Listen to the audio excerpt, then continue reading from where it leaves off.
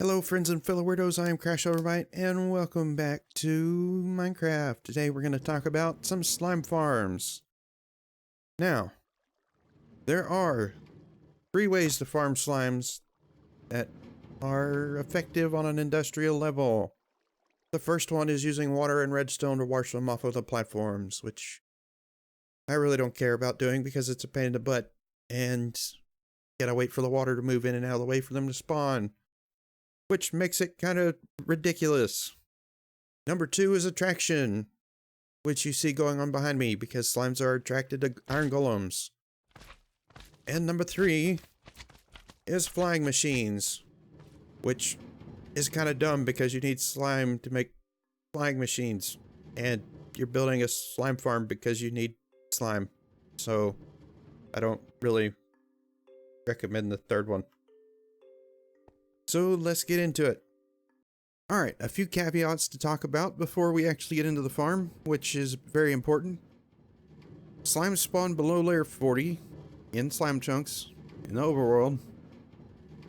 Another thing is they do not spawn within a 24 block radius of the player. The reason I still have them spawning above me is because it literally goes all the way up to layer 42. So I'm more than 24 blocks away than from some of these spawn areas.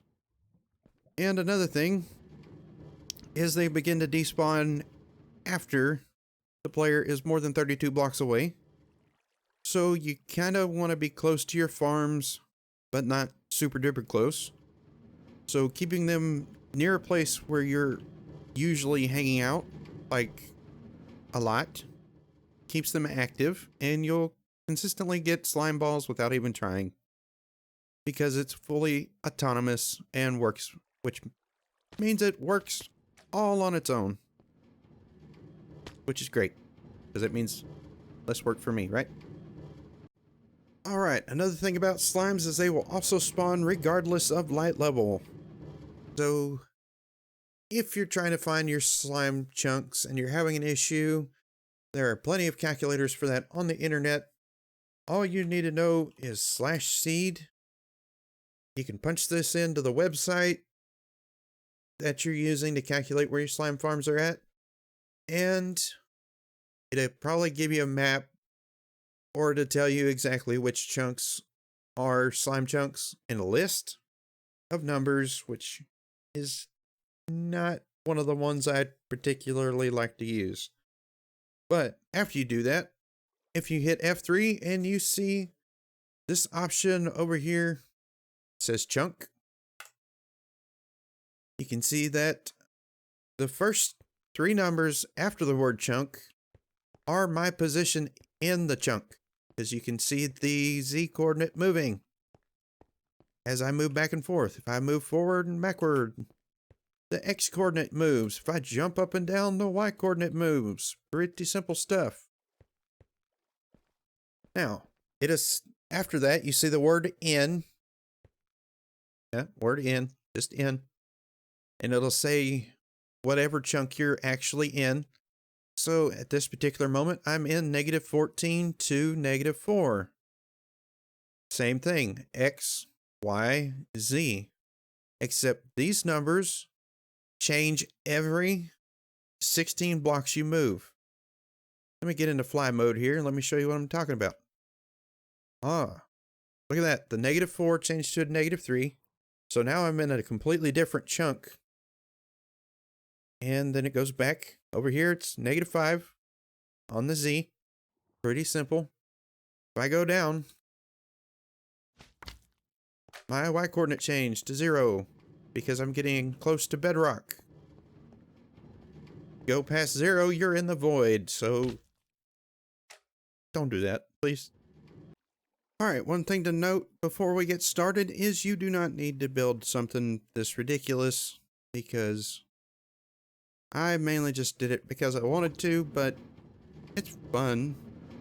You can get away with 3 or 4 of these layers if you really want to, probably even 2, just to save you some time. And if you're lazy like I am, then yeah, 2, 3 of these layers probably do you just fine. So now that we're ready and we found our slime chunks and all that, we're gonna start at the bottom layer and work our way to the top. You know, started from the bottom, now we're here. I'm sorry, I won't do that again.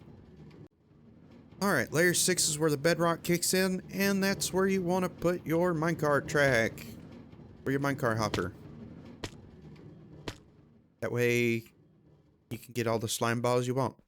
And you won't have to even do anything. It even cleans it up after itself, which is pretty nice.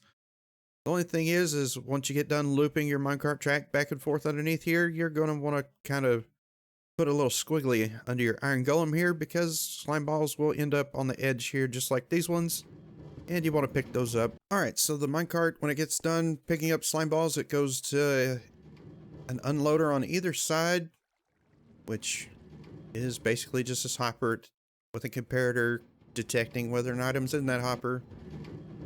And there was nothing in it that time, surprisingly. But when there is something, it'll turn off this torch, which turns off this whole thing here. And when it is empty, the comparator will turn off, which turns all this back on, and the minecart will take off. Pretty simple, basic stuff. Normal Minecraft redstone stuff. And there's one on either side, because if you don't do that, it will probably back up eventually. As you can see, there is a whole bunch of slime in the chests. Yeah, look at them all. Look at all my slimy balls. Don't you like some slimy balls? Since your minecart's on layer 6, your actual killing method, which will be magma blocks, will start on layer 7, which is also where your first iron golem goes and your first spawn pad. Alright, for your magma blocks, you want to do at least 3 out from your actual chunk. As you can see, I still have the chunk borders turned on, which is this yellow thing in my screen, which you can open by using F3 and G, as I said before. And you want to be at least 3 blocks out from it, because the bigger slimes are 3 blocks wide. Just in case one of them spawns down here and he wants to bounce over here, there's enough to kill him. Alright, next thing you want to do is you want to put in your iron golems, just like I have here. And I'll actually show you how to build his little cage, but he needs to be on the opposite side of your magma blocks from your farm. That way you have an open space in here for all your slimes to spawn in and kind of jump over. But I've prepared a space to kind of show you how to add him in. So you kind of put him in a 3x3 box. Got 3 fences in the back, 3 fences in the front, and in the front part you put 2 extra fences just to keep some of the too high slimes away from him. And we'll go ahead and put another one in here. And boop. Hello, dude. Welcome to the world. I'm so sorry you're gonna stand in a box and be bored for the rest of eternity. Alright, so if you count the block that his head in, you need to go up 1 block above his head. Make sure there's a full block gap above the half slabs, because half slabs are weird when you do the next step we're fixing to do. So if you kind of put in some pistons and some blocks like this, you flip the lever down, it pushes.